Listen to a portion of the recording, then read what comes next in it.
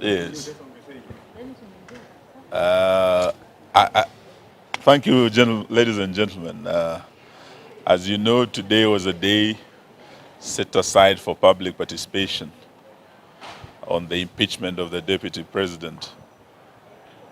I think a lot of time and money has been spent on what we think was totally unnecessary. When you look at what this country is going through, parents are unable to take their children to college, families are unable to put food on the table. We have challenges in hospitals where people are being told to give cash before they are treated, including patients who are undergoing dialysis, and they have been turned away. The country is in a serious crisis, and these are matters that should be taking our focus and our attention as a nation, not a public participation exercise over some power play in the ruling coalition. It is a sad day for Kenya. But what is even sadder is the violence that has accompanied this process. And this violence has been seen across the country. We've seen it in Kiambu, where our client, Governor Waititu was, and up to now we do not know what happened to him, but we do know there was violence there. And not just in Kiambu, in Nyeri, the entire Mount Kenya, and other parts of the country. But what really has gotten the attention of the nation is the violence at Bomas, where our client, Morara, was seen being attacked from all corners. We saw seats, and we are talking of metallic seats being thrown at him. And he was hit. In fact, we saw him getting attacked on live television. And we want to thank Citizen and the other media houses that covered it. We do know that he's not well, and that is why he has not come to court. We want to thank the court for the indulgence they have extended to us as his legal team, to note that indeed, because of the violence, our client has been injured and is undergoing treatment at the Nairobi hospital as we speak. We must condemn this ugly head of violence that is being reared in our country.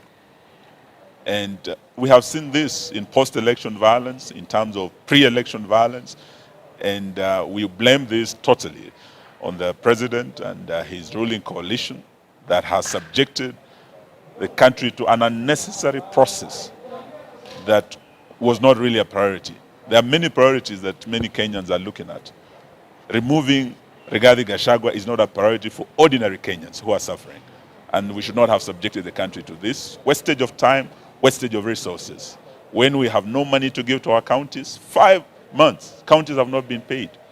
We have no money to pay our teachers. We have no money to pay our interns. And here we are splashing and wasting money on an unnecessary process of public participation that will not help the country. It is a sad day for this country. Thank you. William Ruto has no capacity to stand before Kenyans and address the Kenyans on the issues that are of concern to them. Just like my colleague has mentioned, we have a collapsing education system, we have a collapsing health system, we have scandals all over.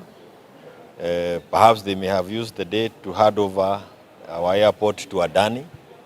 We have scandals now in the judiciary, and there was no reason as to why we should have continued with this process of impeachment if it is not a diversionary tactic that is being used by William Ruto. Unfortunately, again, we have seen the level of violence across the country and called for, including attacking a young man in the name of Morara just because he showed up at the Bomas. And what we are now witnessing is really a clawback of all the gains that we had during our 2010 constitutional movement. We saw this during the 2007 difficulties that we had in the country.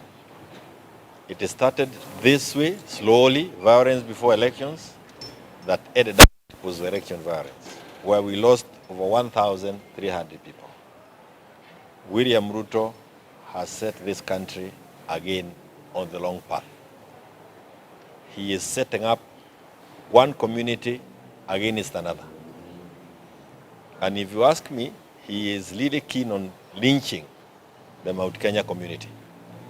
The 41 against 1 is back on the table. It's a desire that he had before he ran for elections. He is now actualizing it. And for the avoidance of doubt, in the event that that seat becomes vacant, I hold the view that we don't need it in Mount Kenya. Apeleke kwingineko. He should not use it to cause that animosity between communities. Let him take it elsewhere. And finally, for individuals like Kidiki, they must also see the whole plan. Once they are done with Rigi, it will be him. And even those who come from other regions, once he's done with them, for purposes of personal preservation, come 2027, he'll occasion this to any other person who looks like he can start on his way. It's unfortunate that we have lost Parliament, and we have no other institution that we can learn to when these matters are before us. But we hope that Kenyans can hold together until that time. We are able to set this whole system home.